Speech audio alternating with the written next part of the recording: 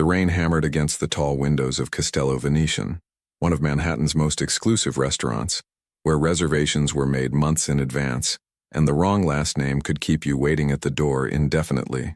The November storm had rolled in from the Atlantic just after sunset, transforming the Upper East Side into a blur of umbrellas and taxi lights reflecting off wet pavement. Inside, the atmosphere was warm and intimate.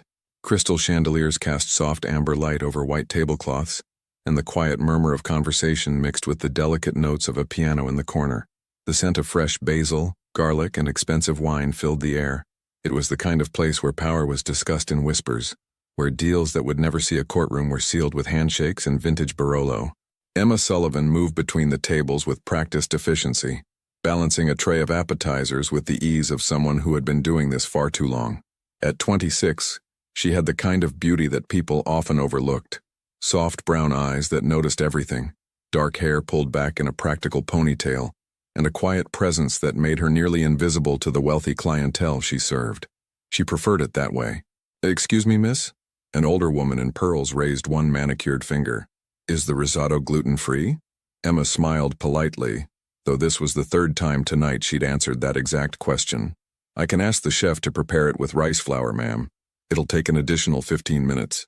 The woman waved her hand dismissively. "Never mind. I'll have the branzino." Emma nodded, making a note on her pad, and moved toward the kitchen. Her feet ached in the cheap flats she wore, and she could feel the beginning of a headache pressing behind her eyes. This was her second shift today. She'd worked the morning at a diner in Hell's Kitchen before coming here. Between both jobs, she was pulling nearly 70 hours a week. It still wasn't enough. Her father's medical bills from his final year continued to arrive like clockwork, each envelope a reminder of everything she'd lost. Stage 4 pancreatic cancer had taken him 8 months ago, and the debt had fallen to her, $63,000 and counting, when she factored in the interest.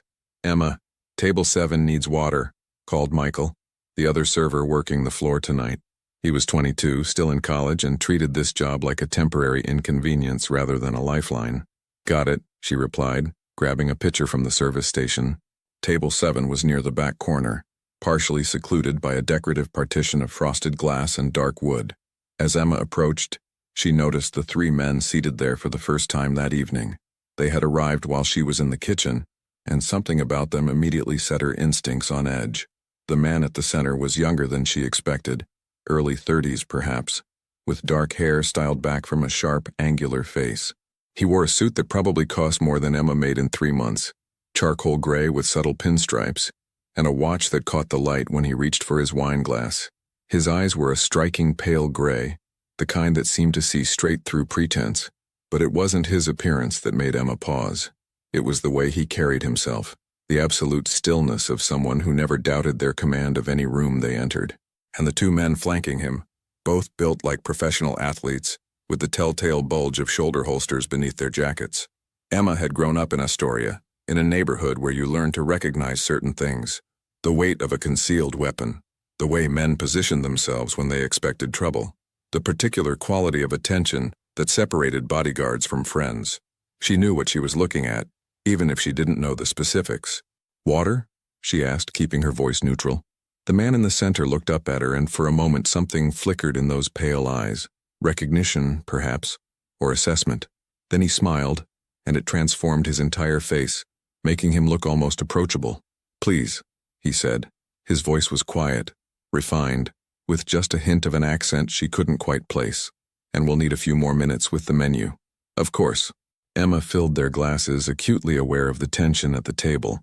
The 2 bodyguards hadn't even glanced at their menus. They were watching the restaurant, cataloging exits and sightlines with professional precision.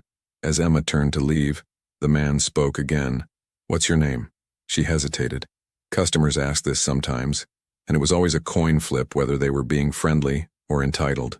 "Emma, Emma," he repeated, as if testing the sound of it. "Thank you, Emma." There was something in the way he said it, a formality that felt almost old world, that made her look back at him. But his attention had already returned to the menu, dismissing her as thoroughly as if she'd ceased to exist. Emma retreated to the service station, telling herself to shake off the unease. This was Manhattan. Wealthy, powerful people dined here every night. The fact that these particular people made her nervous meant nothing, except it did. For the next 40 minutes, Emma watched that table from the corner of her eye while she served her other guests. The man in the center, she'd heard one of his companions call him Mr. Moretti, ate slowly, apparently unconcerned with whatever danger his bodyguards anticipated. He ordered the osso buco and declined dessert, speaking occasionally in low tones that Emma couldn't make out even when she brought their entrees. But she noticed other things. The way 3 different men had entered the restaurant separately over the past half hour, each alone, each refusing to check their coats, despite the rain. They'd been seated at different tables, one near the bar, one by the windows, one close to the kitchen entrance, but none of them had ordered more than drinks. They weren't eating. They were waiting. Emma's heartbeat quickened. She glanced toward the hostess stand, where Maria was checking reservations on her tablet, oblivious. Looked toward the kitchen where the sounds of clattering plates and shouted orders continued their normal rhythm. No one else had noticed. Maybe she was being paranoid. Maybe these were just business associates. Some elaborate corporate dinner where everyone arrived separately for plausible deniability. Maybe. The man by the bar stood up. So did the one by the windows. And the one near the kitchen. They moved in perfect synchronization, hands reaching inside their jackets. Time seemed to stretch and slow. Emma saw the barrel of a pistol emerge from the first man's coat, saw the second man pushing back his chair with deliberate purpose, saw the third one pulling something from his waistband that caught the light with cold metal certainty. Her mouth opened to scream, but no sound came out. "Nobody move." The shout came from the man by the bar, and suddenly all 3 were revealing their weapons, holding them with the casual confidence of people who had done this before. "This is between us and Moretti. Stay in your seats and you'll live through this." The restaurant erupted in chaos. A woman screamed. A man dove under his table. Glass shattered as someone knocked over a wine bottle. Emma stood frozen, the water pitcher still in her hand as her brain struggled to process what was happening. This couldn't be real. Things like this didn't happen at Castello Venetian. This was the Upper East Side. This was... More men poured in through the front entrance. Emma counted 3, no, 4 more. The hostess, Maria, backed away with her hands raised, tears streaming down her face. The piano player abandoned his instrument and ran for the bathroom. 7 men total, all armed, all moving with coordinated precision toward table 7, toward Moretti. Emma's eyes snapped to the corner table. Moretti's bodyguards had already drawn their own weapons, but they were hopelessly outnumbered. One of them, the broader one with the scar on his cheek, stepped in front of Moretti, using his body as a shield. "You should have stayed in Brooklyn, Dante," said one of the gunmen, a older man with silver hair and a cashmere coat. He seemed to be the leader. "The Calabresi family sends its regards." The name meant nothing to Emma, but Moretti's expression darkened. He remained seated, apparently unconcerned despite the impossible odds. When he spoke, his voice was steady, almost bored. "Sal won't be pleased when he learns you failed." The silver-haired man laughed. "Who says we're going to fail?" Everything happened at once. The bodyguard with the scar fired first, hitting one of the gunmen in the shoulder. The wounded man stumbled back but didn't fall. Return fire erupted from 3 different directions. The bodyguard jerked as bullets struck him, and he collapsed across the table in a spray of shattered china and spilled wine. The second bodyguard went down an instant later, hit multiple times before he could take proper cover. Emma finally moved, diving behind the service station as more shots echoed through the restaurant. Her ears rang. Her hands shook so violently she could barely keep her grip on the water pitcher. Around her she could hear sobbing, screaming, the thunder of footsteps as people scrambled for exits. But most of the gunmen weren't interested in the other diners. They advanced on table 7 in a tightening circle, weapons trained on the one man still seated calmly in the corner. Emma risked a glance over the top of the service station. Moretti had finally stood, but he hadn't run. He faced the approaching men with his hands visible empty, apparently resigned to whatever came next. His expression was unreadable, not quite accepting, not quite defiant, just still. "Any last words?" the silver-haired man asked. "Tell Sal he's made a mistake," Moretti replied quietly. The leader raised his weapon, finger tightening on the trigger. Emma didn't think. Thinking would have stopped her, would have reminded her that she was a waitress from Astoria with a mountain of debt and dreams of nursing school. Thinking would have told her this wasn't her fight, wasn't her world, wasn't her problem. But her body moved before her mind could object. She was behind Moretti's table somehow, though she didn't remember crossing the distance. One of the fallen bodyguards lay sprawled beside her, his weapon just inches from her hand. Emma grabbed it, heavier than she'd expected, cold and solid, and raised it in one fluid motion born from pure adrenaline and survival instinct. The silver-haired man was 5 feet away, his attention entirely on Moretti. Emma pulled the trigger. The recoil jolted through her arms like lightning.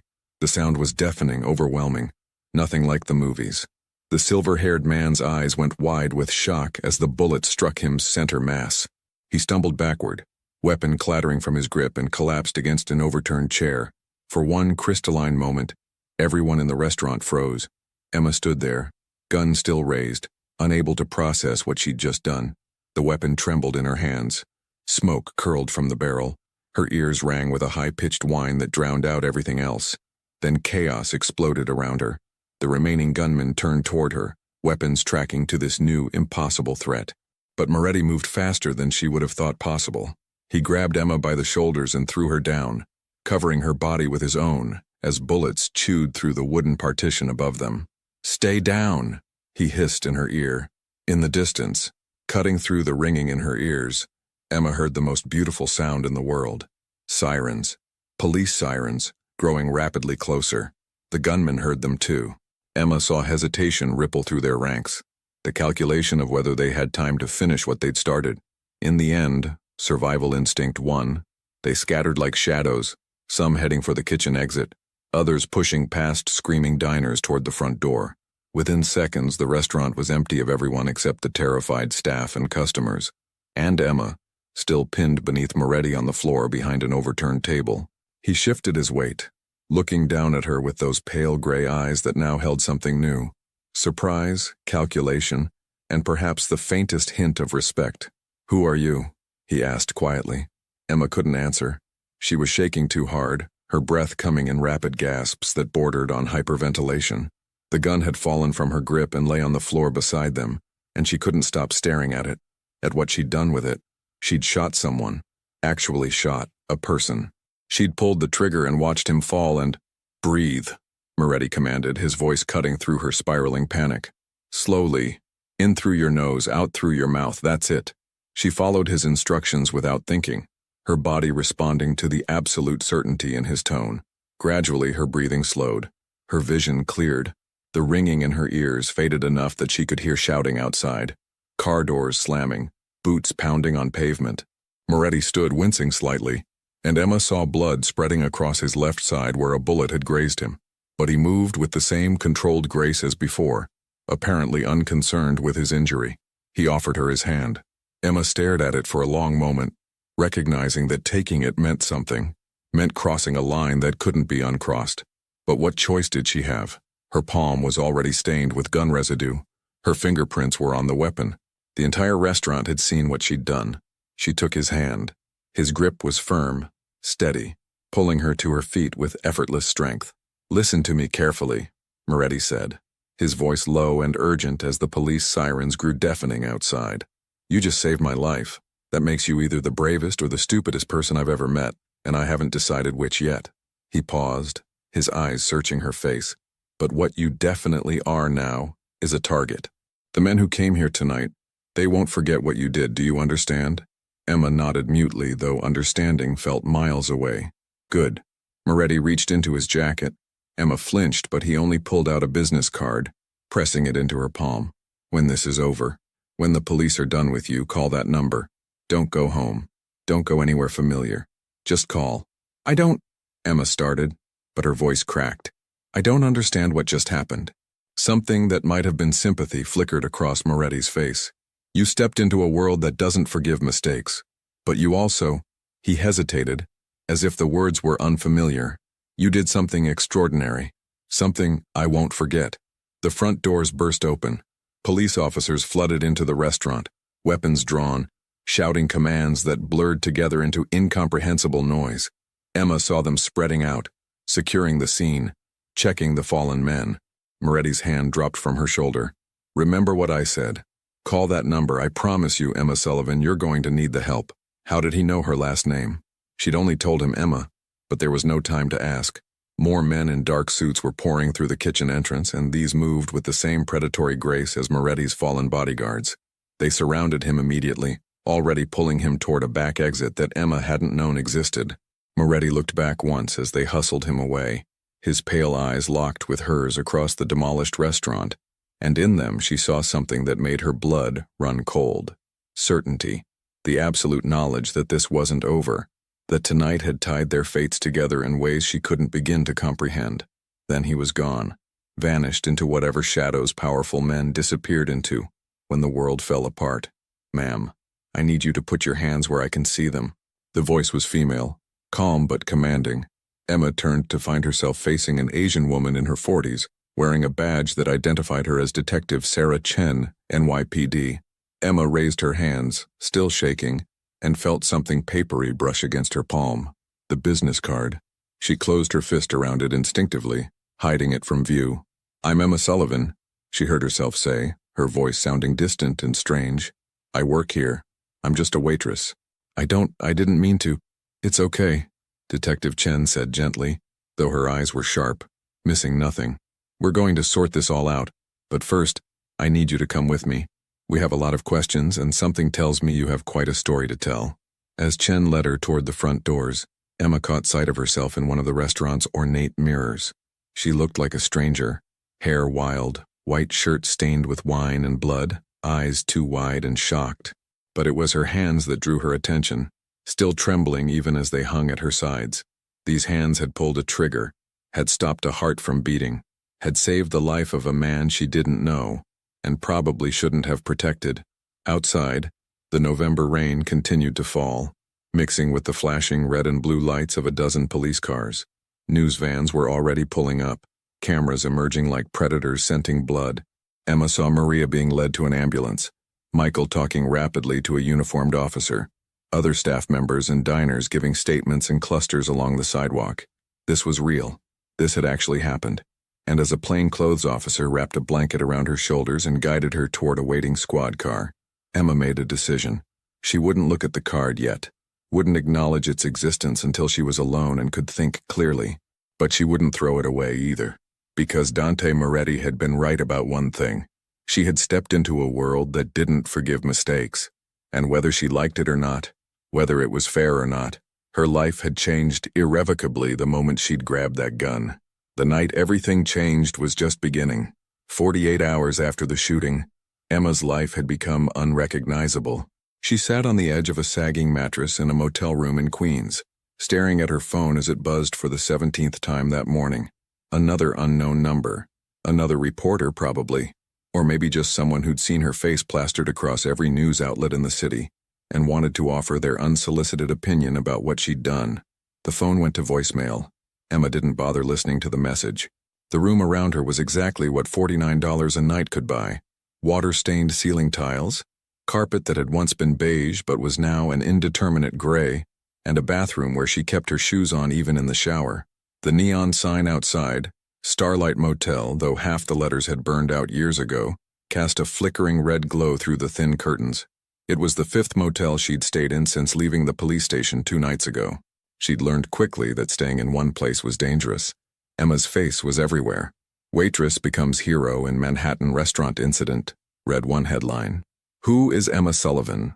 asked another, accompanied by a photo someone had pulled from her Facebook, her at her father's bedside last year, both of them smiling despite everything, neither knowing it would be one of their last pictures together. She'd deleted all her social media accounts within 6 hours of the shooting.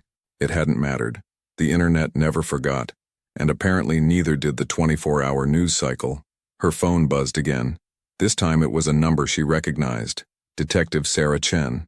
Emma hesitated, then answered. "Hello? Emma, it's Detective Chen. How are you holding up?"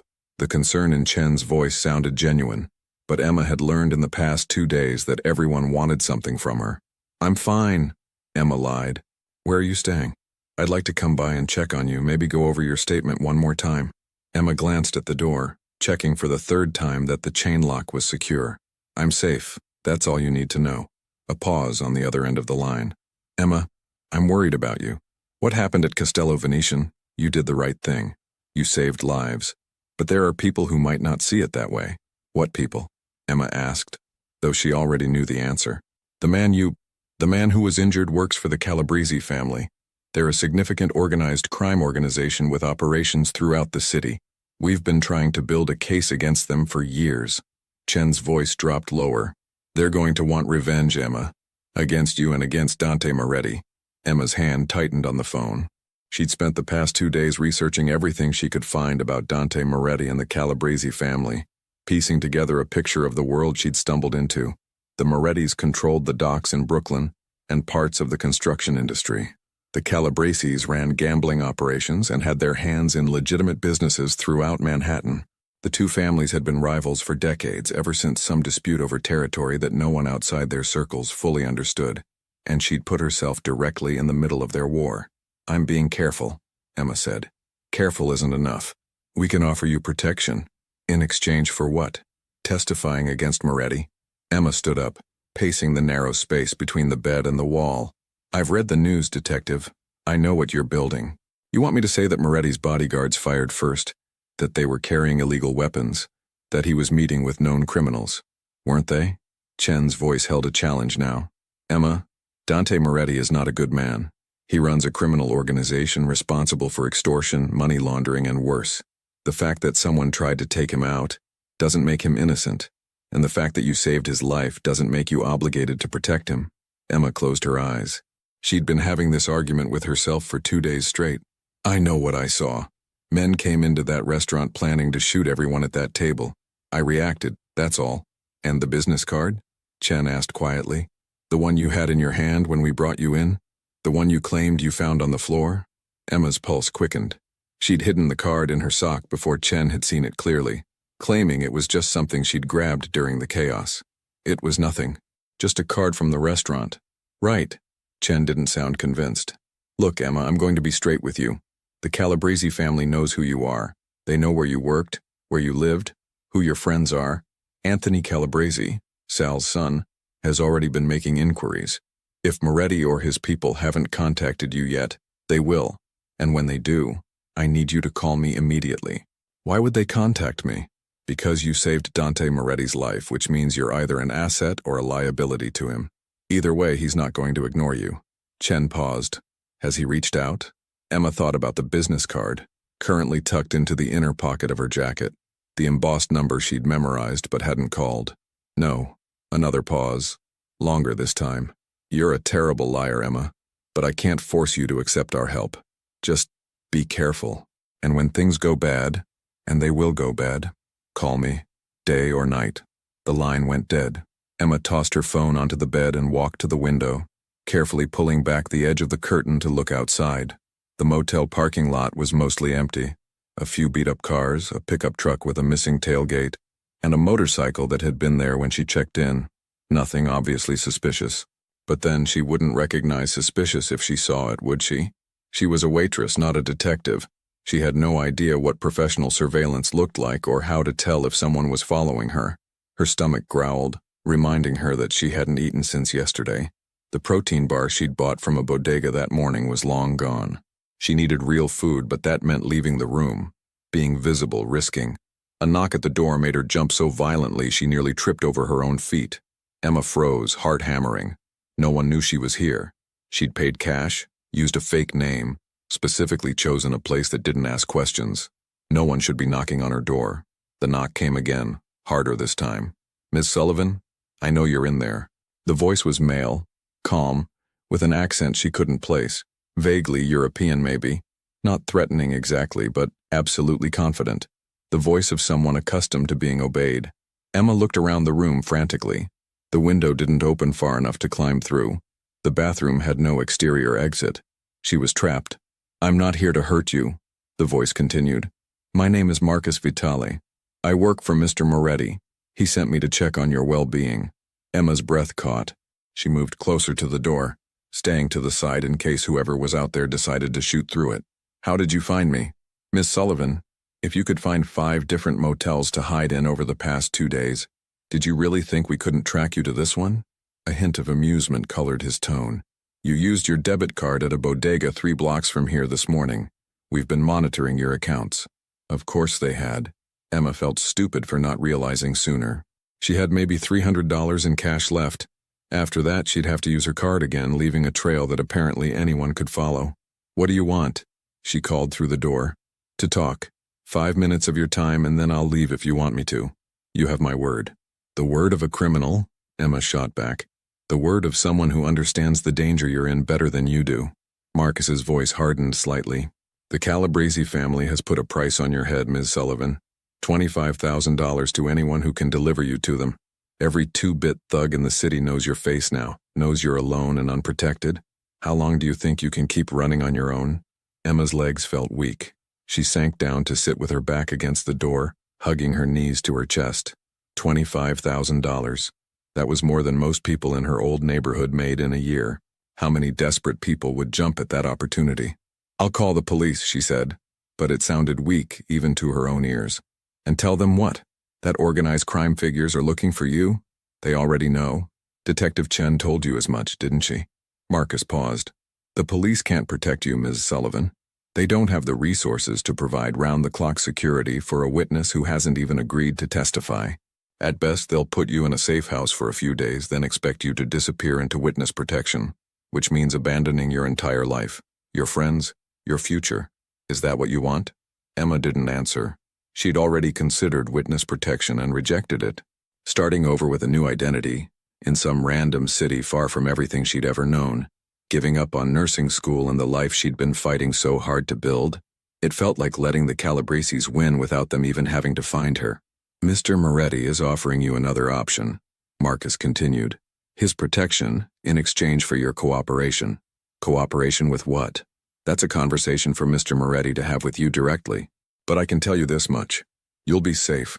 You'll be compensated for your time, and when this is over, you'll be able to return to your normal life. That's more than the police are offering." Emma wanted to laugh at the phrase normal life. That ship had sailed the moment she picked up that gun. But maybe Marcus had a point. Maybe the only way out was through, and the Morettis at least had a vested interest in keeping her alive. "If I open this door," she said slowly, "and I don't like what you have to say, I can tell you to leave and you'll go. You have my word." Emma stood up, took a deep breath, and unlocked the door. She kept the chain engaged, opening it just wide enough to see the man on the other side. Marcus Vitali was in his 50s, with iron-gray hair combed back from a deeply lined face. He wore an expensive suit despite the dreary Queen setting, and carried himself with the same quiet authority she'd seen in Moretti. His eyes, dark brown, almost black, assessed her with professional interest but no apparent hostility. "May I come in?" he asked politely. Every instinct Emma had screamed at her to say no, to slam the door and call Detective Chen immediately. But another part of her, the practical part that had learned to survive on her own after her father passed, recognized that Marcus was right. She couldn't run forever. She needed help, and her options for where to find it were extremely limited. She unhooked the chain and stepped back. Marcus entered the room, closing the door behind him with a quiet click. He looked around with barely concealed distaste, taking in the stained carpet and peeling wallpaper. "This is unacceptable. You saved Mr. Moretti's life, and you're living in this." "It's what I can afford," Emma said defensively. "Not anymore." Marcus reached into his jacket. Emma tensed, but he only pulled out a thick envelope. "There's $10,000 in cash here. Consider it a down payment on Mr. Moretti's gratitude. Use it to find somewhere safer to stay. Somewhere with actual security." Emma stared at the envelope like it might explode. "I can't accept that." "Why not? You're in this situation because you helped Mr. Moretti. The least he can do is ensure you're not sleeping in a place with bedbugs and mold. Because accepting money from him means I owe him something, and I don't want to owe Dante Moretti anything." Emma met Marcus's eyes. "I'm not stupid. I know what he is. What you are. What we are," Marcus repeated thoughtfully. He set the envelope on the dresser, then moved to the room's single chair, a rickety thing with a torn vinyl seat, and sat down. "Let me tell you what we are, Ms. Sullivan. We're people who understand loyalty, who honor our debts and who protect those under our care. Mr. Moretti doesn't forget kindness, and he certainly doesn't forget when someone saves his life. And he doesn't forget insults either, I'm guessing," Emma said. A slight smile crossed Marcus's face. "No, he doesn't. Which is why the Calabrese family is currently scrambling to find you before we do. You humiliated them, Ms. Sullivan. You cost them one of their best people, ruined their carefully planned operation, and did it in front of witnesses and security cameras. Anthony Calabrese, Sal's son, is particularly eager to make an example of you. Emma wrapped her arms around herself, suddenly cold despite the stuffy room. What does Moretti want from me? Your trust eventually, your cooperation, immediately, and most importantly, your safety, because if something happens to you, it reflects poorly on him. In our world, protecting those who help us is a matter of honor. Honor among criminals, Emma said bitterly. We prefer to think of it as honor among those who understand how the real world works. Marcus leaned forward, his expression serious. I'm not going to lie to you and pretend we're good people, Ms. Sullivan. We're not. We operate outside the law. We settle disputes in ways that would horrify ordinary citizens. And yes, we've all done things we're not proud of. But we also have rules. Codes. Lines we don't cross. Like what? You don't hurt women? You don't target innocent people? Emma shook her head. I've seen enough mob movies to know how this story ends. This isn't a movie, Marcus said flatly. If it were, you'd already be gone. The Calabreses would have found you on day one and we'd be having a very different conversation. Or more likely, we wouldn't be having one at all. He paused, letting that sink in. The fact that you're still alive right now is because Mr. Moretti has had people watching you since you left the police station. Do you really think it's coincidence that no one's approached you yet? That despite your face being all over the news, despite the price on your head, you've been perfectly safe? Emma's stomach dropped. You've been following me? Protecting you, Marcus corrected. There's a difference. Without my permission, without even telling me. Emma felt violation and relief warring inside her. You had no right. We had every right. You saved Mr. Moretti's life. That creates an obligation, whether you want to acknowledge it or not. Marcus stood up, his tone becoming more formal. Now, you have a choice to make, Ms. Sullivan. You can continue running, continue hiding in places like this, continue pretending that you can handle this situation on your own. Eventually, you'll make a mistake. Use your card in the wrong place. Stay too long in one location. Trust the wrong person. And when you do, the Calabreses will be there. He moved toward the door, then paused with his hand on the knob. Or you can accept that you're already involved in something bigger than yourself, and let the people with experience handle it. Mr. Moretti has arranged a safe house in Brooklyn. Comfortable, secure, with people who know what they're doing watching over you. All you have to do is say yes. Emma looked at the envelope on the dresser, then back at Marcus. And if I say no, then we'll continue watching from a distance doing what we can to keep you safe. But our resources aren't unlimited, Ms. Sullivan. Sooner or later, something will slip through the cracks. He opened the door, letting in the sound of traffic from the street beyond. The card Mr. Moretti gave you has a number on it. Call it when you're ready to make the smart choice. Don't wait too long. Then he was gone, the door closing behind him with a soft click. Emma stood frozen in the middle of the room, her mind racing. She walked to the window and carefully looked out, watching as Marcus crossed the parking lot to a black sedan with tinted windows. The car pulled away smoothly, disappearing into the afternoon traffic. But in the parking lot, she noticed something she hadn't seen before. A dark SUV parked in the far corner, positioned with a clear view of her motel room door. As she watched, another man walked casually past her window. Just a guy in jeans and a jacket. Could be anyone, except for the way his eyes flicked toward her door, cataloging, assessing. They were still watching, had been watching this entire time. Emma let the curtain fall back into place and sank onto the bed. The envelope sat on the dresser like a challenge. $10,000. Enough to solve her immediate problems, to buy her time and options and safety. All she had to do was accept it. Accept that she was in Dante Moretti's debt. Accept that her normal life was over, at least for now. Accept that sometimes the only way to survive was to make deals with people you'd normally cross the street to avoid. Emma pulled out her phone and stared at it for a long moment. Detective Chen's number was there, just one call away. So was the card Marcus had mentioned, with Moretti's private line. Two choices, two very different paths. She thought about her father, about what he would tell her to do. He'd been a good man, honest and hard-working, the kind of person who believed in the system and following the rules. But he'd also been practical. He'd taught her that surviving sometimes meant making difficult choices, compromising your ideals for the sake of living to fight another day. "I'm sorry, Dad," Emma whispered to the empty room. Then she pulled Dante Moretti's business card from her jacket pocket and began to dial. The safe house in Brooklyn was nothing like Emma had expected.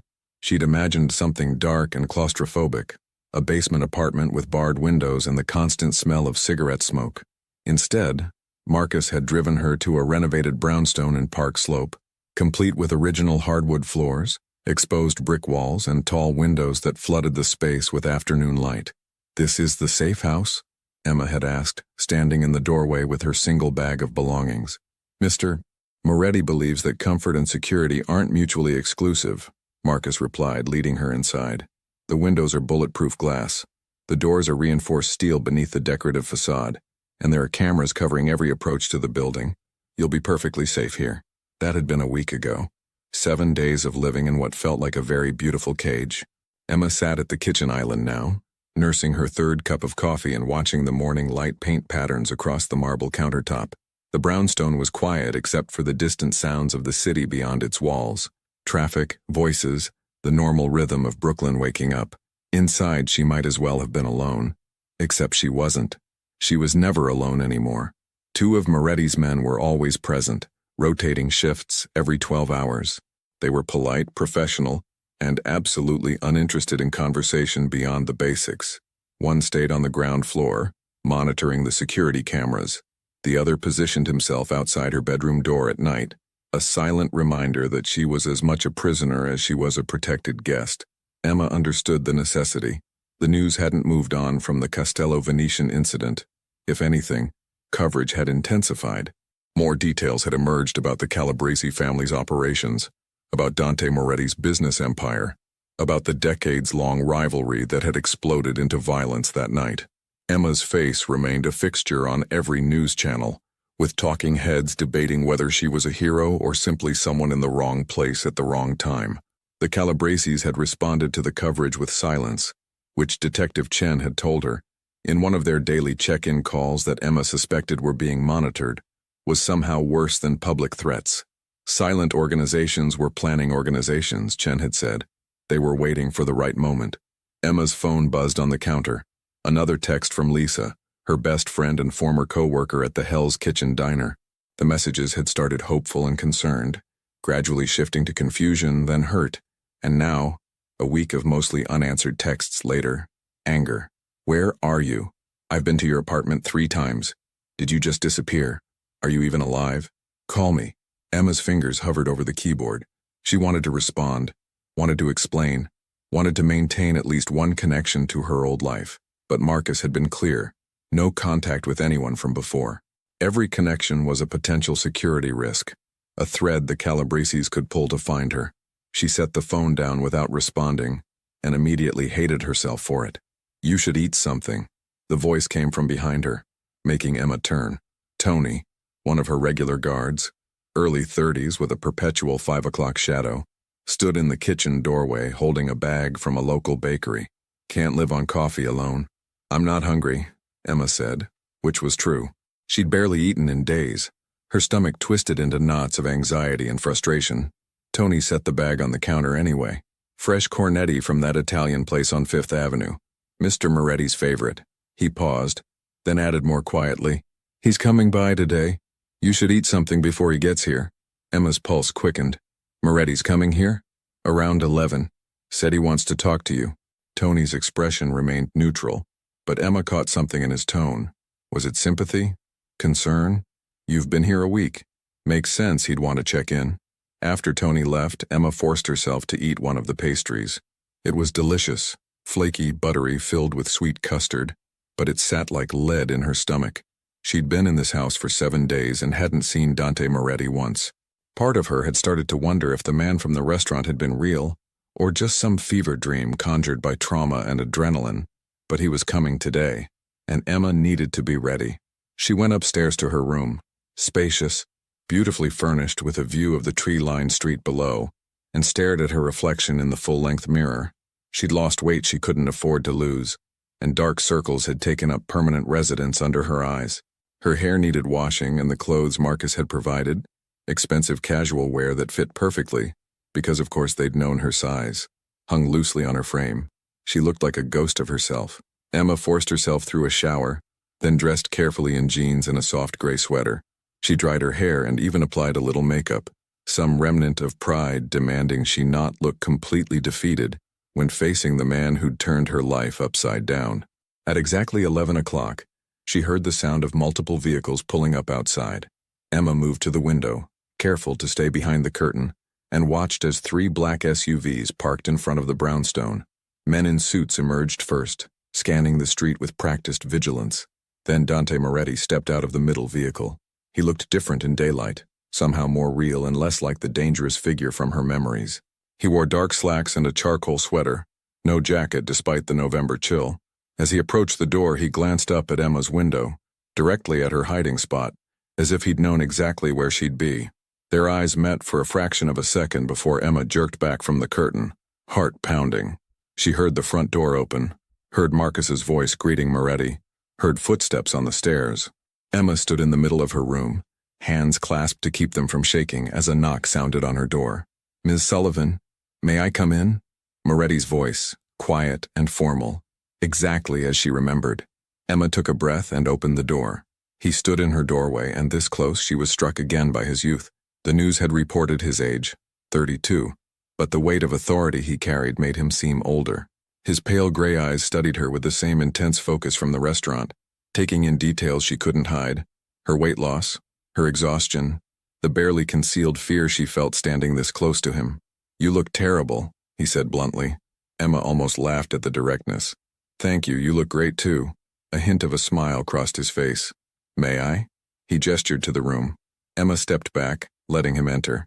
Moretti moved to the window, looking out at the street below where his men maintained their vigil. He was quiet for a long moment, and Emma found herself studying him in profile. The sharp line of his jaw, the slight tension in his shoulders, the way he held himself with complete certainty even in stillness. "I've been told you're not eating," he said finally, not looking at her. "That you barely sleep, that you spend most of your time staring at your phone but never actually making calls.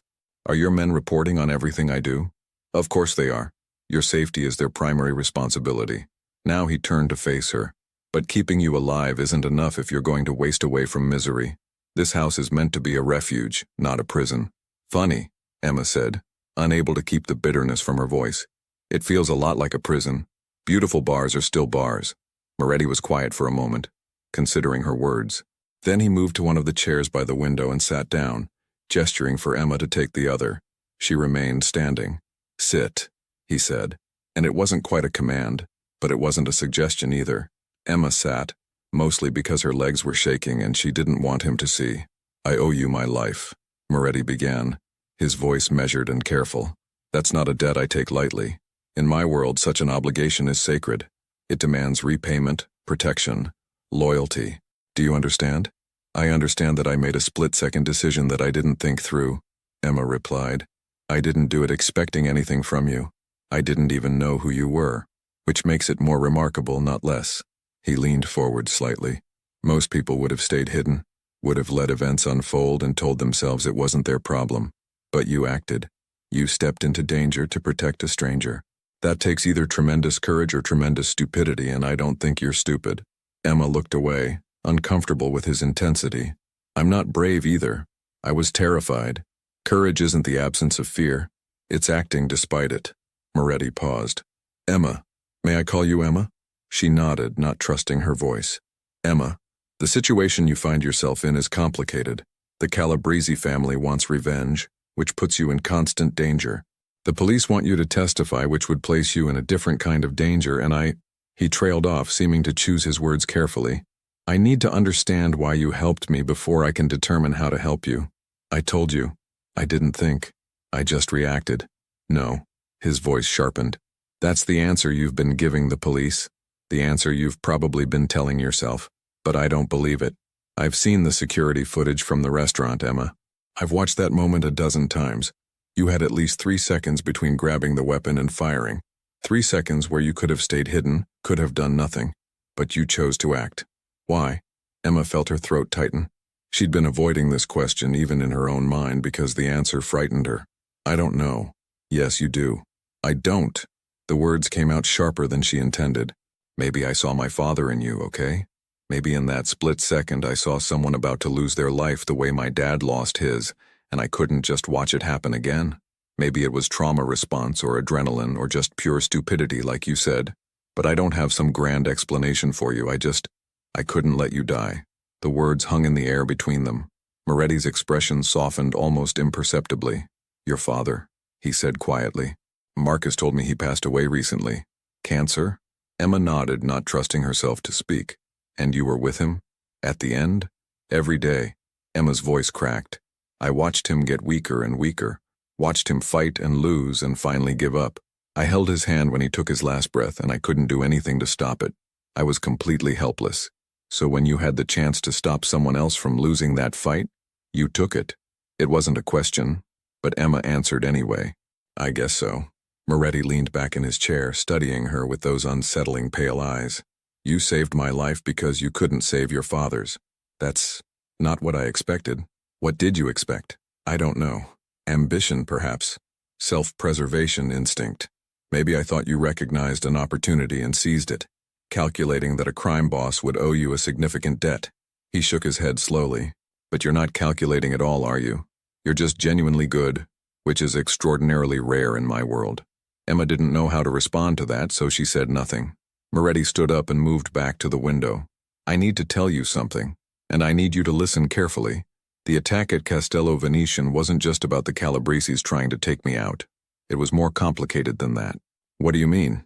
There was someone inside my organization feeding information to the Calabreses.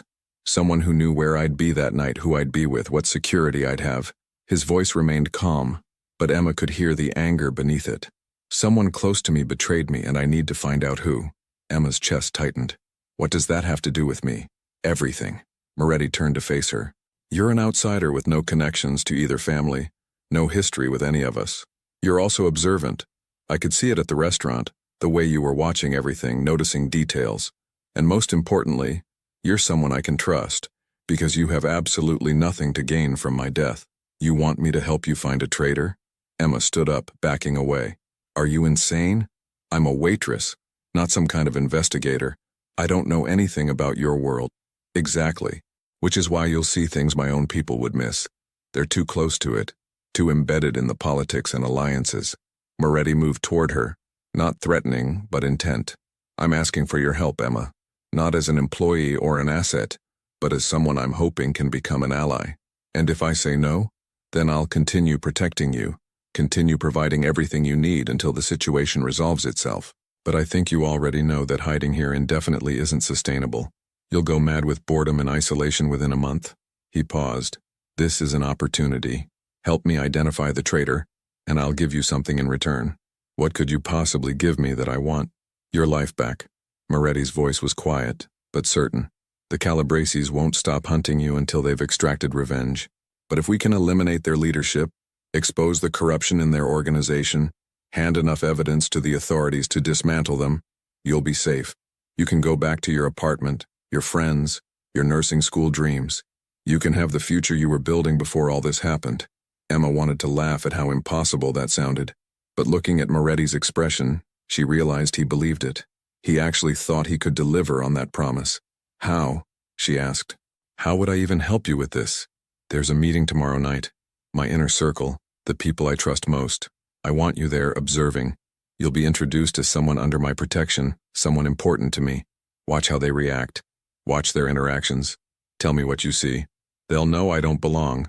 Of course they will. That's the point. Moretti moved closer, close enough that Emma had to tilt her head back to maintain eye contact. A disruption reveals cracks, Emma. People who are comfortable get uncomfortable. People who are hiding something make mistakes. This is insane, Emma whispered. Yes, Moretti agreed. But you're already involved. The only question is whether you're going to be passive or active in determining how this ends. Emma thought about the past week, about the suffocating boredom and fear of hiding. Thought about her deleted social media accounts, her unanswered text messages, her life on pause while she waited for someone else to fix everything. Thought about her father, who'd always told her that the worst thing you could do was give up control of your own story. If I do this, she said slowly, I need something from you first. Name it. The truth. Not the version you tell your associates or the police or whoever else. I want to know who you really are, what you really do. Because if I'm going to step into your world, I need to understand what I'm walking into. Moretti studied her for a long moment, then nodded. Fair enough, but the truth is complicated, and some of it you won't like hearing. I already don't like any of this. A genuine smile crossed his face, the first real smile she'd seen from him. It transformed his entire appearance, making him look younger and somehow more dangerous. That's fair. All right, Emma Sullivan. You want the truth? Let's go downstairs, I'll tell you everything. They sat in the brownstones' living room, Emma on the leather couch and Moretti in an armchair across from her. Marcus had brought coffee and then disappeared, leaving them alone except for the distant presence of guards stationed throughout the house. I was 10 years old, Moretti began without preamble, when I realized my family wasn't normal. Other kids' fathers worked in offices or construction. Mine worked from home, had strange men visiting at odd hours, and carried a weapon everywhere he went.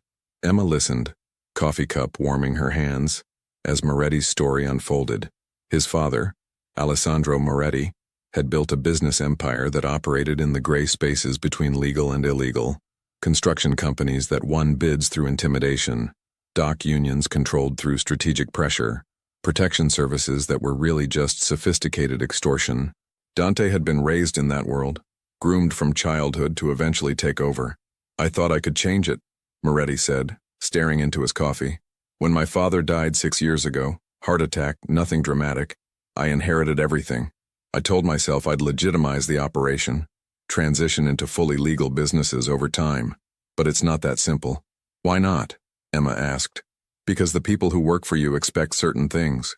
Because your rivals see any weakness as an opportunity. Because once you're in this world, there's no clean exit. He looked up at her. I've reduced the violence, eliminated some of our more objectionable operations. But I can't simply walk away without everything collapsing, potentially into the hands of people much worse than me. That sounds like rationalization, Emma said quietly. It is, Moretti agreed without hesitation. I rationalize my choices every day.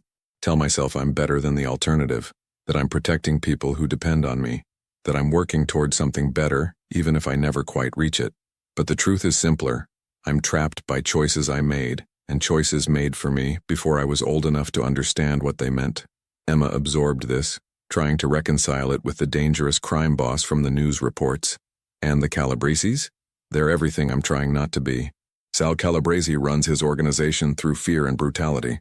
He controls gambling, loan sharking, other operations that destroy lives. We've been rivals for years because our territories overlap and our philosophies conflict. Moretti's expression hardened. The attack at the restaurant was supposed to end that conflict by taking me out of the equation. But someone on your side helped plan it? Yes. Someone who either wants my position or has been bought by the Calabreses.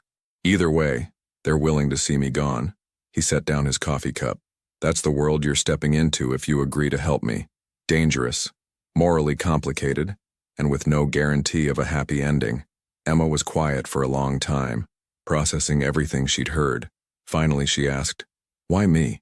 You must have dozens of people who could do what you're asking. Why involve someone who has no experience, no connections, no skills for this?" "Because of exactly that," Moretti said. "Everyone else in my world has an agenda.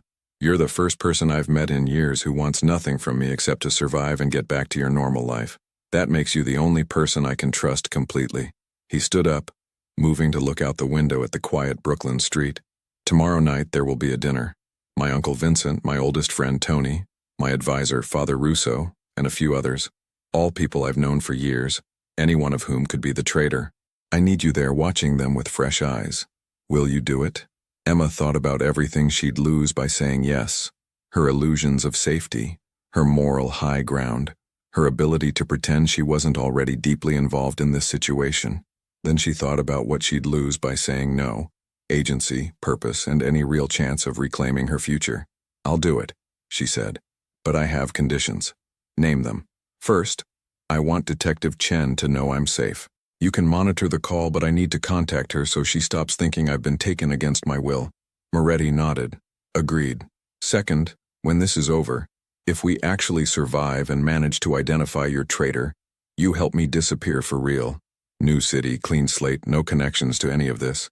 I can do better than that. I'll ensure you can finish nursing school wherever you want, with all expenses covered." Emma blinked, surprised by the offer. "Why would you do that?" "Because debts should be repaid with interest and you saved my life. Moretti's voice was matter of fact. Is there a third condition? Yes. Emma met his eyes directly. No one gets hurt because of me. If my involvement puts innocent people in danger, we stop immediately. I won't be responsible for casualties. Something flickered in Moretti's expression. Respect, perhaps, or sadness. I can't promise that no one will be hurt, but I can promise that we'll do everything possible to minimize harm. Is that acceptable? It wasn't, not really, but it was the best she was going to get. Okay, Emma said. I'm in. Moretti crossed the room and extended his hand. Emma stood and shook it, his grip firm and surprisingly warm. This was it, she realized. The moment she stopped being a victim of circumstances and became an active participant in her own fate. She just hoped she wasn't making a terrible mistake. The dinner is tomorrow at 7, Moretti said. Marcus will bring you appropriate clothing and brief you on who will be there. Until then, try to rest. You're going to need your strength. He moved toward the door, then paused. Emma, thank you for saving my life at the restaurant and for agreeing to help me now. I won't forget either. Then he was gone, leaving Emma alone with her thoughts and the weight of what she'd just agreed to do. Outside, the Brooklyn afternoon continued its normal rhythm. Children playing, people walking dogs, the gentle chaos of ordinary life. Emma watched it all from her window and wondered if she'd ever find her way back to that kind of simplicity. Probably not, but at least now she was moving forward instead of just hiding and hoping for rescue. And maybe, just maybe, she could help end this before anyone else got hurt, even if the person most likely to get hurt was herself. Emma stood in front of the full-length mirror, barely recognizing herself. The dress Marcus had delivered that afternoon was elegant but understated, a deep navy that brought out her eyes, with a modest neckline and sleeves that ended just above her elbows. It fit perfectly, tailored to measurements she hadn't provided but that someone had clearly obtained. Her hair had been styled by a woman who'd arrived with a bag full of professional equipment, creating soft waves that framed her face. Even minimal makeup made her look polished, sophisticated, like someone who belonged in Dante Moretti's world. She looked like someone she wasn't. You look beautiful, Marcus said from the doorway, his tone respectful but businesslike.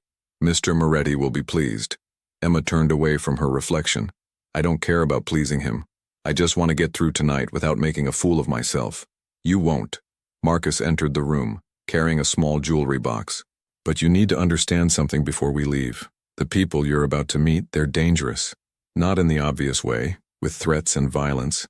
They're dangerous because they've survived decades in a world where trust is currency and betrayal is common. They'll be evaluating you, trying to determine why Mr. Moretti has brought you into his inner circle. What should I tell them? Nothing. Let Mr. Moretti explain your presence. Your job is simply to observe. Marcus opened the jewelry box, revealing a delicate silver necklace with a small pendant. May I?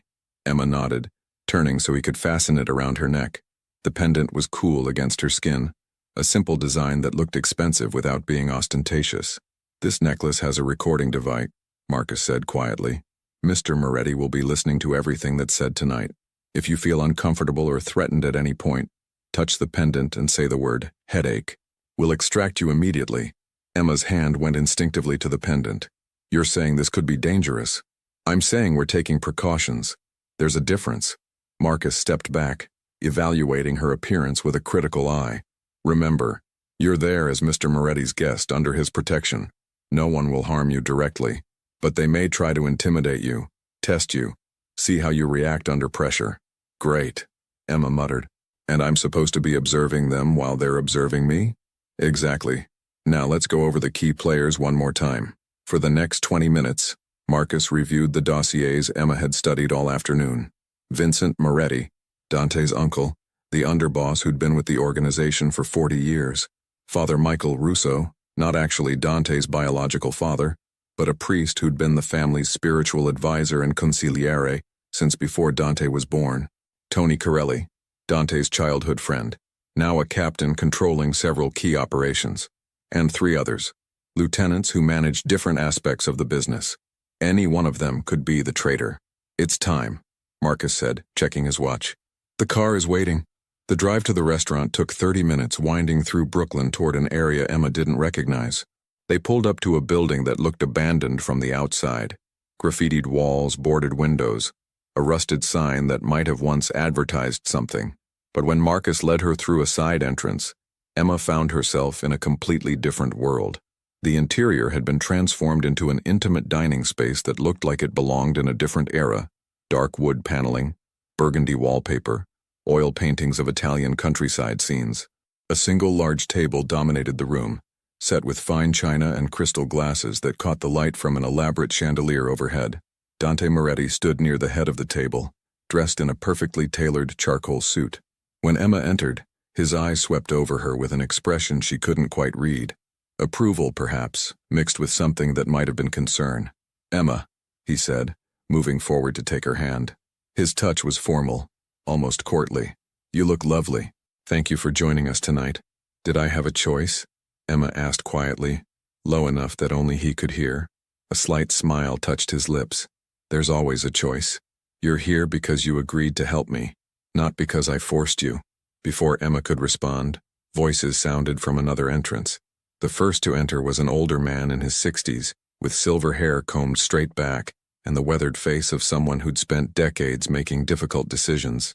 He moved with the careful deliberation of someone whose body had accumulated old injuries. "Uncle Vincent," Moretti said, his tone warm but measured. "Thank you for coming." Vincent Moretti's eyes locked onto Emma immediately, assessing her with the sharp focus of a predator, identifying something new in its territory. "Dante, and who is this?" "This is Emma Sullivan. She's under my protection." Moretti's hand remained on Emma's elbow, a subtle claim of possession that made her skin prickle. "Emma, this is my Uncle Vincent. He's been with the family longer than I've been alive." Emma extended her hand, remembering Marcus's coaching. "It's nice to meet you, Mr. Moretti." Vincent took her hand, his grip dry and firm. "Sullivan? Irish?" "Yes, sir. My father's family came from County Cork. And what brings an Irish girl into my nephew's world?" The question was casual, but Emma heard the steel beneath it. Before she could answer, Moretti intervened smoothly. "Emma did me a significant favor recently. I'm repaying the debt." Vincent's eyebrows rose fractionally. "The restaurant incident. I should have guessed." He released Emma's hand and turned to his nephew. "Bringing her here is either very smart or very stupid. I haven't decided which yet." "Neither have I," Moretti replied with perfect honesty. The others arrived in quick succession. Father Russo was younger than Emma expected, maybe 50, with dark hair graying at the temples and the kind face of someone accustomed to hearing confessions. Tony Corelli was handsome in a rough way, with bright eyes that seemed to take in everything at once. The three lieutenants, men whose names Emma immediately forgot in her nervousness, were harder to read, their expressions carefully neutral. They all stared at her. Emma felt like a specimen under glass, examined and categorized by experts who could spot weakness from across a room. "Please, everyone sit," Moretti said, gesturing to the table. He guided Emma to a seat on his right, a position of honor that she knew would not go unnoticed. Vincent took the seat on Moretti's left with Father Russo beside him. Tony sat directly across from Emma, his gaze never leaving her face. Wine was poured by silent waiters who appeared and disappeared like ghosts. Emma barely tasted hers, too focused on maintaining her composure.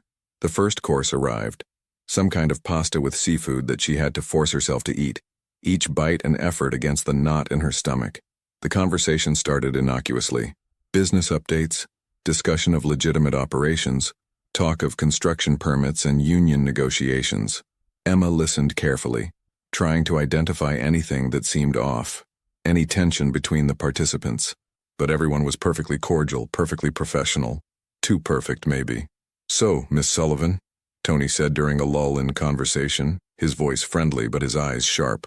"Dante tells us you're a nursing student. That's admirable work." "I'm trying to be," Emma replied carefully. "Current circumstances have put my education on hold. Current circumstances being that you shot someone to save my nephew's life." Tony's smile didn't reach his eyes. "That takes guts. Or desperation." "Which was it?" Emma felt everyone's attention focus on her like a spotlight.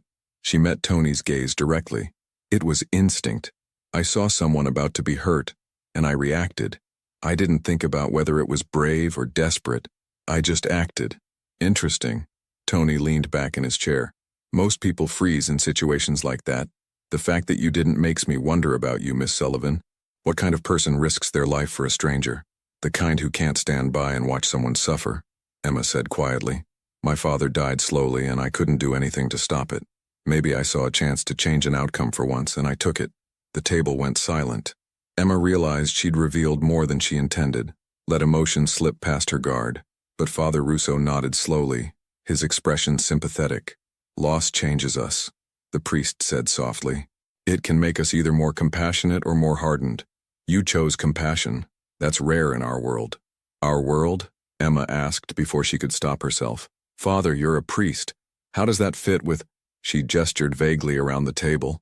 All this? Vincent laughed, a harsh sound without humor. You think criminals don't need God, girl? I think that serving God and serving a crime organization might conflict, Emma said, then immediately regretted her bluntness. But Father Russo only smiled. You'd be surprised how often they align. I minister to people the church has forgotten, provide counsel when the law can't or won't help. Is that so different from your nursing ambitions? Helping those in need, regardless of who they are or what they've done? Emma had no answer to that. The logic was twisted, but she couldn't quite identify where. The main course arrived, veal that melted like butter, accompanied by vegetables Emma couldn't name. The conversation shifted to other topics, but Emma noticed something. Every few minutes, someone would glance at Vincent. A quick look, barely perceptible, but it happened repeatedly. Tony did it. So did one of the lieutenants. Even Father Russo, though his glances were more subtle. They were checking his reactions, she realized, waiting for some signal or approval. Emma touched her pendant casually, the gesture natural as she adjusted her necklace. Moretti needed to know about this pattern. Uncle, Moretti said, his voice cutting through a discussion about dock operations. You've been quiet tonight. What's your assessment of our position with the Calabrese situation? Vincent set down his wine glass with deliberate care. My assessment is that you're being reckless, Dante. First, you insist on dining in public despite intelligence suggesting a threat. Then you survive an attack only to bring the woman who saved you into our inner circle. He gestured toward Emma without looking at her.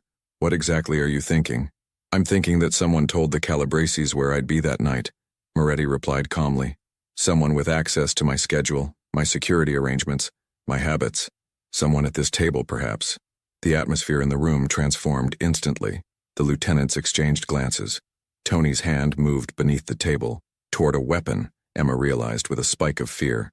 Father Russo went very still, his expression unreadable. Vincent's face hardened. That's a serious accusation, nephew. It's a serious problem. Moretti's voice remained level, but Emma heard the danger beneath it.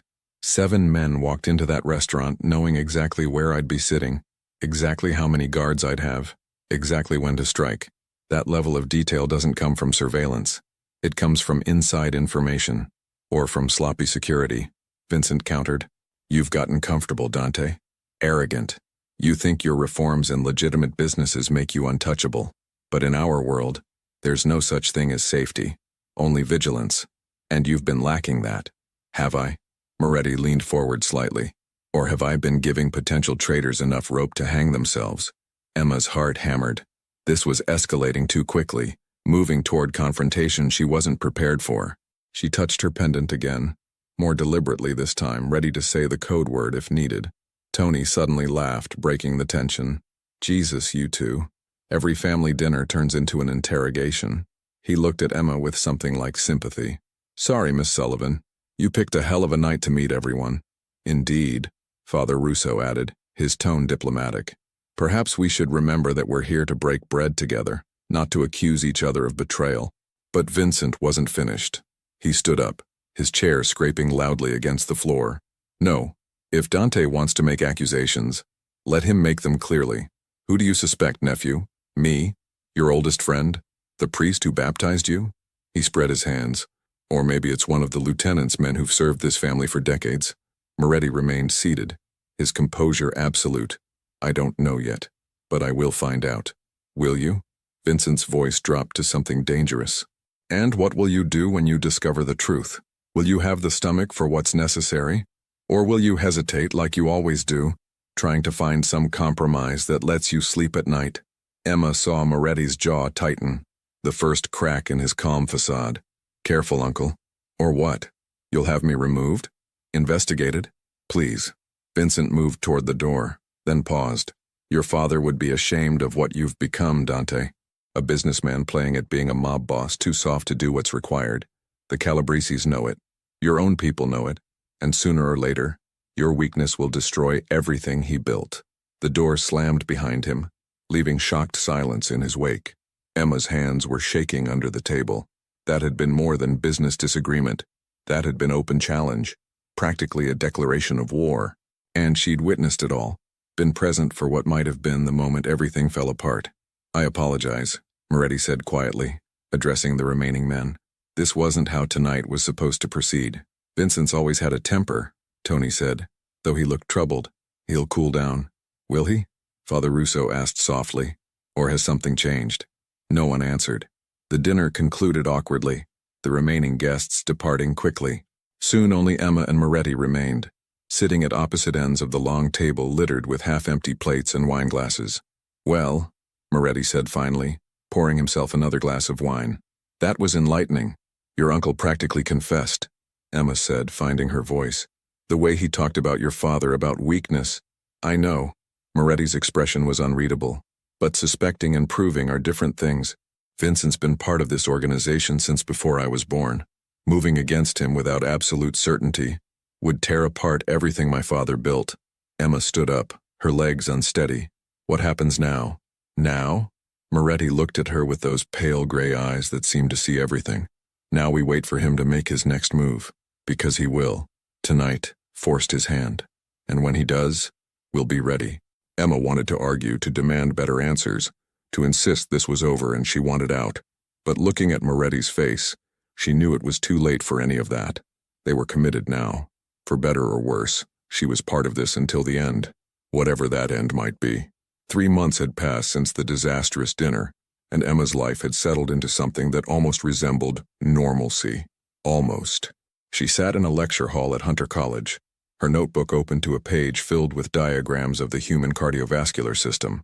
Around her, other nursing students scribbled notes as Professor Martinez explained the intricacies of cardiac function.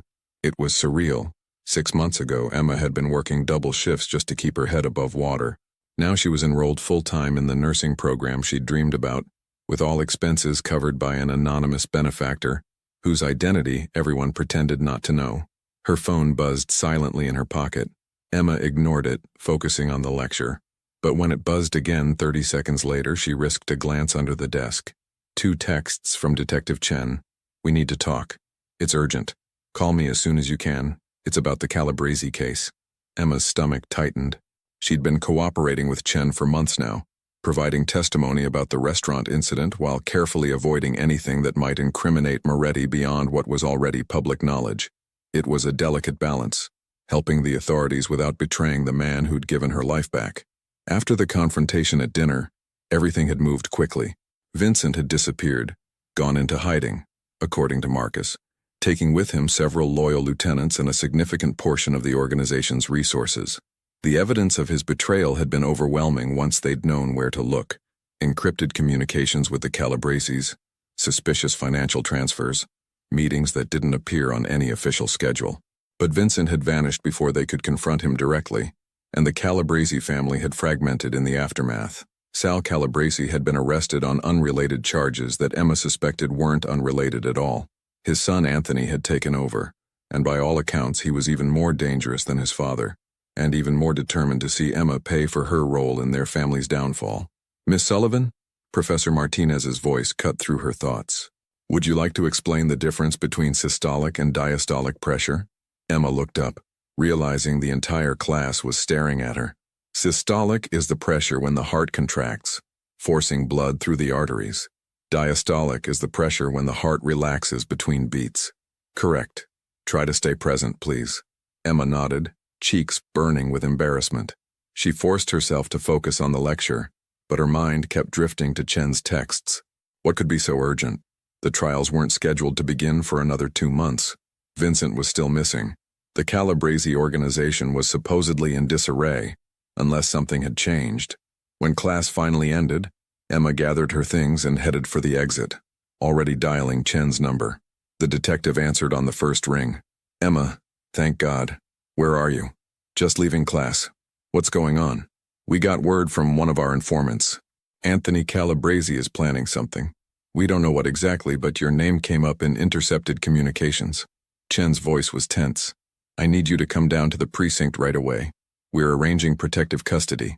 Emma stopped walking, standing in the middle of the bustling hallway while students flowed around her. Chen, I can't just disappear again. I have classes, commitments. This is serious, Emma. More serious than before. Anthony isn't like his father.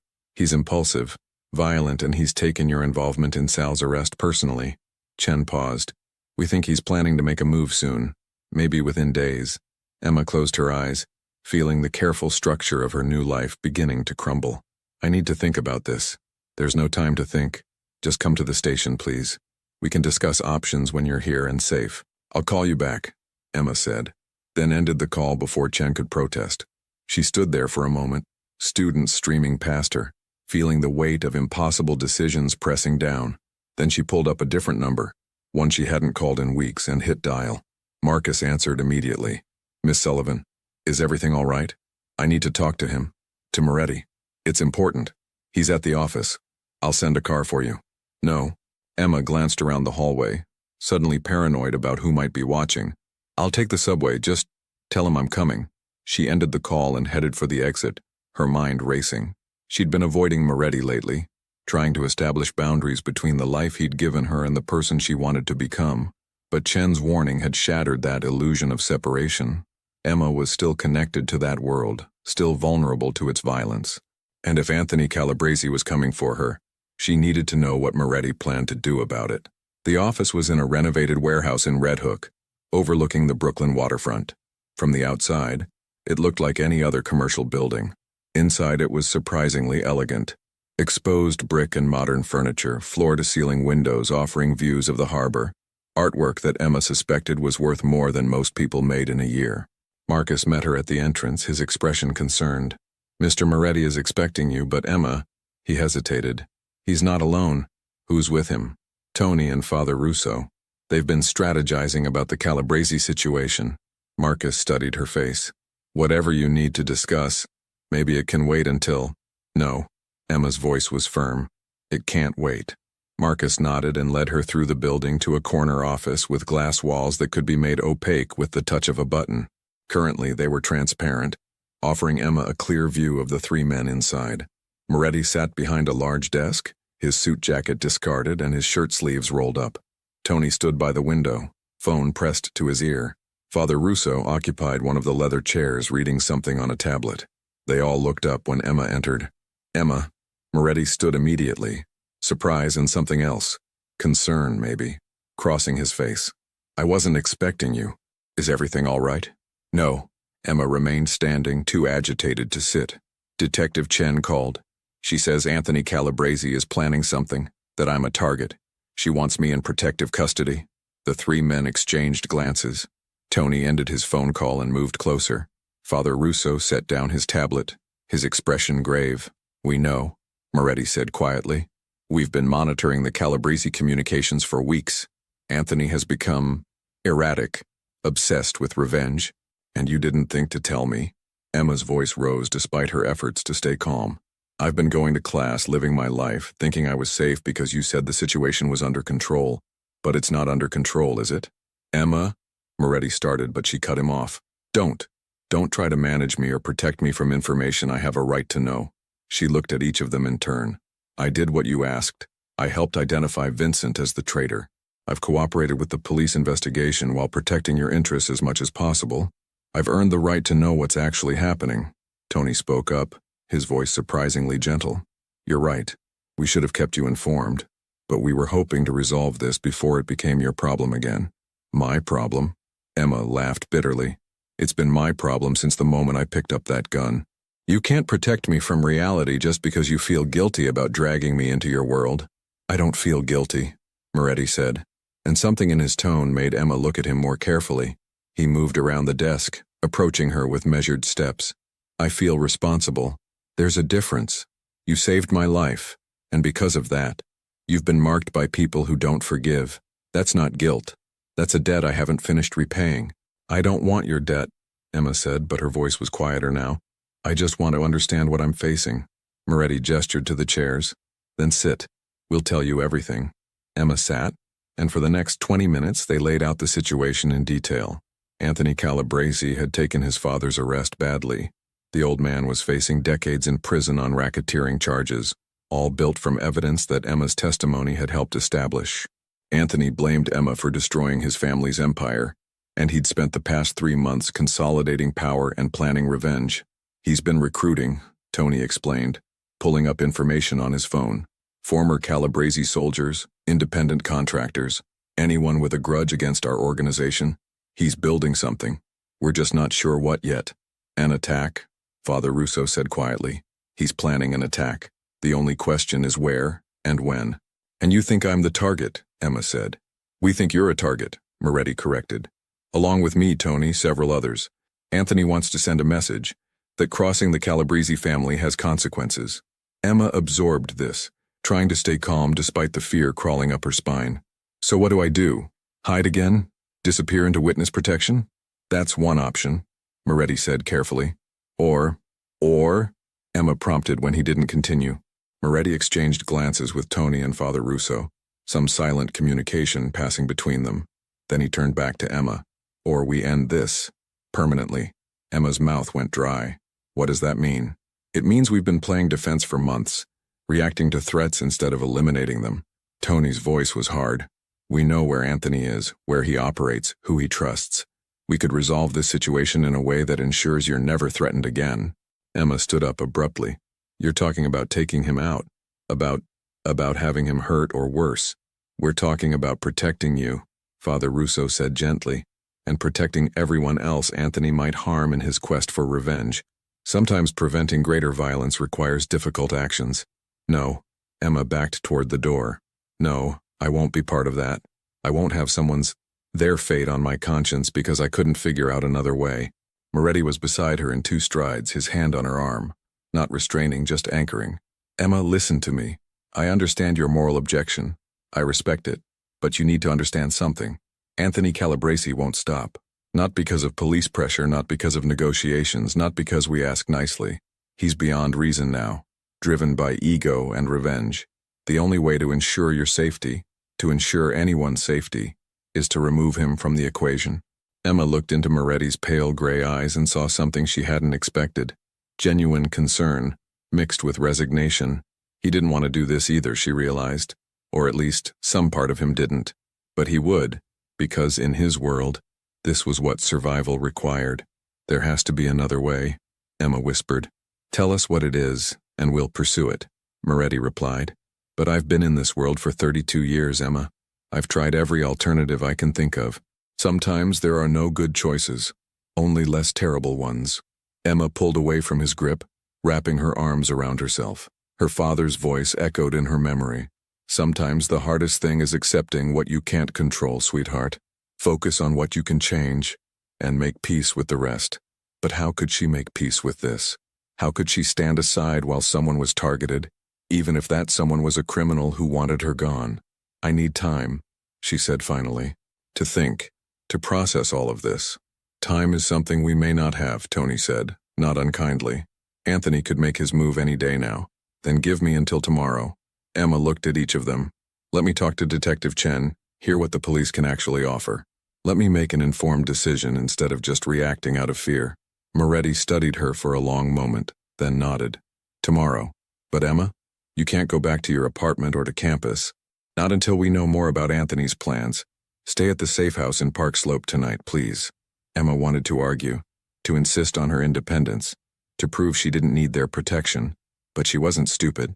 If Anthony Calabrese really was planning something, her tiny apartment with its flimsy locks would be a death trap. Fine, she agreed. The safe house, one night. Marcus will take you, Moretti said. And Emma, I meant what I said. I won't let anything happen to you. Whatever you decide tomorrow, you have my protection. That's not negotiable. Emma nodded, too emotionally exhausted to respond. She let Marcus lead her from the office, back through the elegant warehouse and out to the waiting car. As they drove through Brooklyn toward Park Slope, she watched the city slide past her window and wondered how her life had become so complicated. 6 months ago, her biggest worry had been paying rent and affording textbooks. Now she was caught between the police and the mob, between her conscience and her survival instinct, between the person she wanted to be and the person circumstances were forcing her to become. Her phone buzzed. Another text from Chen. Emma, please respond. We're worried about you. Emma stared at the message for a long moment, then typed a reply. I'm safe. Need to think. I'll call you tomorrow with my decision. Then she turned off her phone and closed her eyes, letting the car carry her toward another night in the beautiful cage that had become her refuge. The next morning, Emma woke to the sound of sirens. She sat up in bed, disoriented, as the wailing grew louder. Multiple vehicles moving fast, somewhere close by. Emma went to the window and looked out at the quiet Park Slope Street. 3 police cars screamed past, followed by an ambulance. Then more cars, black SUVs that Emma recognized as the kind Moretti's people drove. Something had happened. Her phone, turned back on when she'd woken, began buzzing frantically. Calls from Marcus, from Detective Chen, from a number she didn't recognize. Emma's hands shook as she answered Chen's call. Emma, thank God. Are you at the safe house? Yes, what's happening? I hear sirens. There was an incident early this morning. A warehouse in Red Hook. Chen's voice was tight. Multiple casualties. We're still sorting through the scene, but Emma, Anthony Calabresi is gone. Someone took him out, along with most of his top people.